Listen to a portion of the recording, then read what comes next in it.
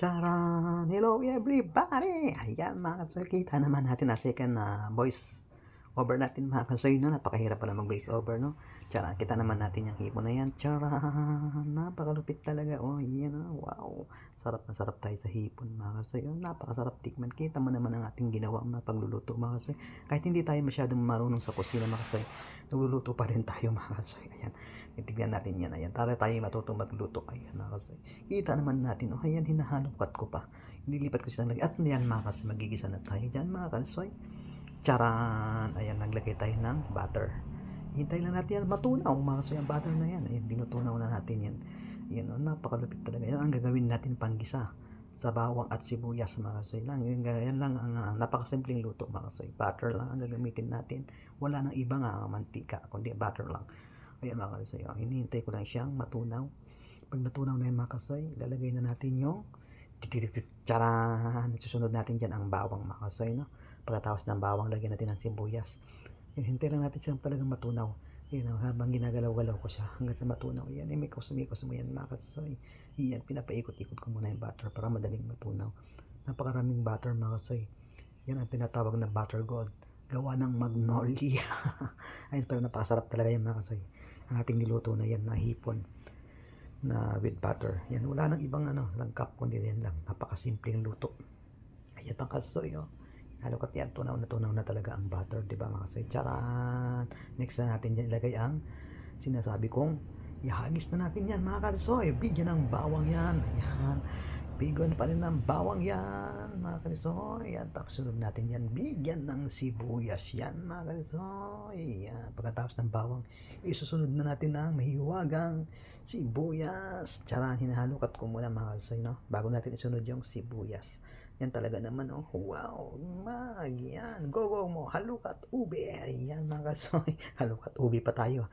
Susunod na natin ang sibuyas dyan mga kalsoy.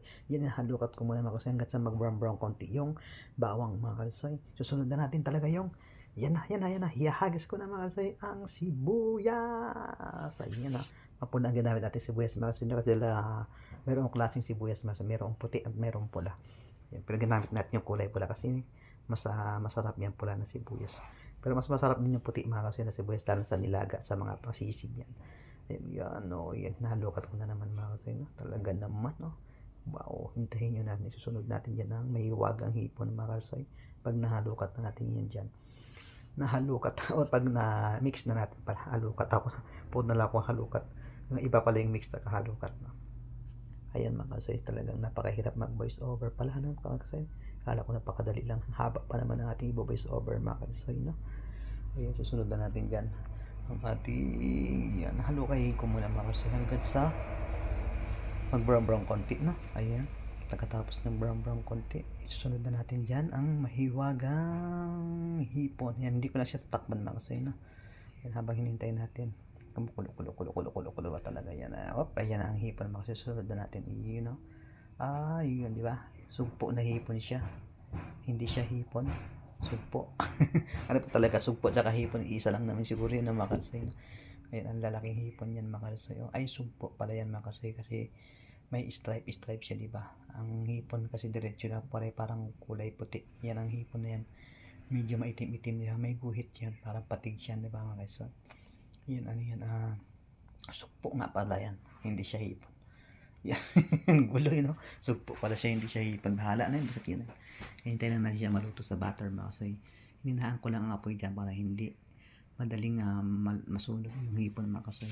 Kasi magsasabaw yung hipon mga kaso pag pag natuto na yan yung sabaw ng hipon, magiging pinakasabaw na rin natin yan. Kaya hindi wag na natin dagdagan ng sabaw kasi yan luto lang sa butter. Napakasimple, napakadali. Yan, ganyan lang siya mga kasoy. Pwede mo naman siya dagdagan yan sa inyo kung lalagyan siya ng tomato sauce, tomato paste. Yun, mas maganda siguro kung mayroong ganun at igisa mo siya sa sili na chocolate o siling laki na kulay pula na parang sa siling chocolate tawag doon. Ito rin yung nalagyan ng sili at mga manghang. Kaya lang ako hindi ko na nilagyan kasi hindi ako mahilig sa manghang. Gusto ko yung medyo matamis-tamis yan. Pwede rin lagyan ng asukal. Lalagyan na natin siya ng seasoning mga kasoy. Yung ginagamit ko lagi yan, toyo. So bubuhos natin yan mga kasoy, ang toyo. Yan, seasoning or ang gamit natin, di ba? Kasi napakadali lang yan. Napakasimple. At hindi masyadong marikado mga kasoy, ganyan lang siya. So pagkatapos niyan, napakasarap talaga niyan mga kasoy. Ubos talaga ang kanin niya pag natikman mo yung hipon na ganyan mga kasoy. Ayan. So nahiuusan na tayo ng boss sa voice over ng mga kasoy, no? Ayun, napakahirap talaga mag voice over. Kung ano-ano lang sabihin natin, pero ayan, nilagyan ko na ng patis at toyo lang gamit natin mga kasoy. Yan, pwede na yan. Kasi yung butter mga kasoy, medyo maalat na yan. Kaya konting patis lang ilalagay natin. Kasi wag na masyadong, at wag na natin lagyan ng asin, at wag na natin lagyan ng betchin. Kasi yung seasoning na yun, may lasa na yun. At wag na rin natin lagyan ng magic sarap na mga kasoy. Dati yan ginagamit ko yung gumagamit ako ng betchin, magic sarap. Pero ngayon iba nang gamit ko mga kasoy, na pinalitan ko na. Ginawa ko na ng seasoning nor at patis yan ang dalawa. Pero pag nagkulangan sa mga patis, pwede rin sa dagdagan ng konting asin mga kasoy. Pag sa mga sabaw-sabaw yun, pwede kayo mag-asin. Pero sa mga pagganyan-ganyan lang patis, pwede mga kasoy. Napakadali, napakasimple at napakasarap niyan mga kasoy. Talaga, pag natikman natin, ayan, hindi ko na siya tinakpan kasi mga kasoy. Kasi ayaw ko yung overcook na hipon. Pag na-overcook kasi yung hipon mga kasoy, matigas yan siya. Ayaw ni kuya ng overcook na hipon. Gusto na lang niya yung lang, yung parang half cook. Half cook kaya tsara, di ba? Napakalupit, napakasimple, napakadaling gawin kasi napakadaling lutuin talaga. Ang hipon, yan ang mga lutong madalian. Kung gusto niyo madali ang ulam, bumili kayo ng hipon. Pwede rin silang ilaga. Ilaga lang kahit ano ilagay niyo, pero mas masarap din yung butter. Pwede kayo maglagay ng soft drinks sa hipon. Yan, soft drinks, lalo na yung Sprite, Coke, pwede niyo lagyan ganyan. Patuyuin nyo na siya ng gusto makasay. At pwede nyo rin siya lagyan ng asukal na nasa sa inyo yan. Kung anong lagay nyo na mga sangkap na pang malasa sa hipon. Kasi yung iba, sinisigang. Masarap din sa sigang ang hipon, lalo na kung may sinabawan. Pero yan talaga ay napakalupit. Lutong butter talaga yan. Masarap talaga yan.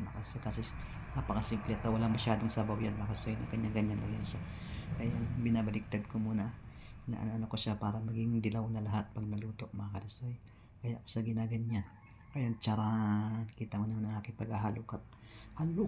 Halukain mo ng todo. Halukat tisoy. Hindi na ganyan. I-mix na pala siya. Yan, ganyan yung siya para maluto. Yung iba kasi, yung iba hindi siya naanuhan ng sobrang init. Kasi mahina lang ginamit kong apoy yan. Pero ayan, luto na yan sa itsura niya. Luto na yan. Pero pang mga brown, hindi pa luto yan.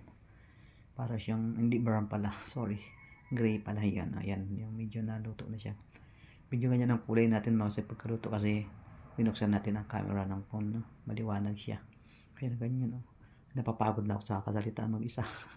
Ayan mga kasoy. Ayan, ganyan na. Yung inaano ko lang siya, minimix ba? Ayan. Napakalupit. Ayan, pinapakuluan ko pa ng gusto. Baka ma-overcook yan. Mag-overcook, matigas kasi yan hipon.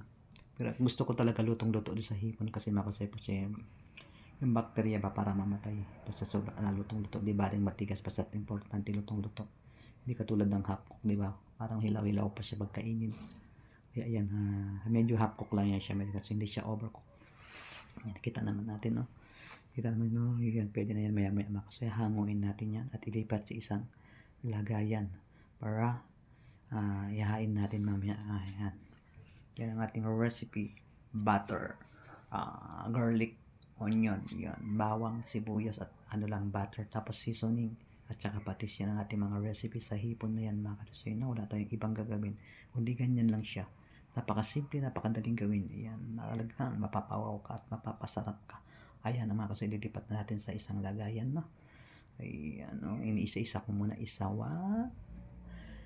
Sandok, 2, 3, 3 na yan mga karisoy. Ayun pa, nakakuha pa tayo ng 2, 5 na yan mga karisoy. Kuha pa tayo ng 1, 6 na yan mga karisoy. Ayan, sasandok pa tayo ulit. Ayan, 7 na ang ating nailipat. Hanggang sa maubos yan mga karisoy. Ayan, 8. Ilang hipon yan, 8. Bilangin natin. Siyam. Nakasyam na tayo lipat. Siyam. 10. Nakasampo na tayo.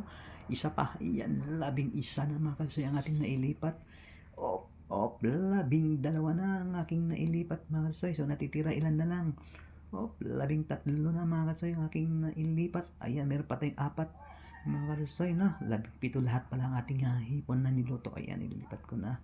14. Ayan mga karsay, 14.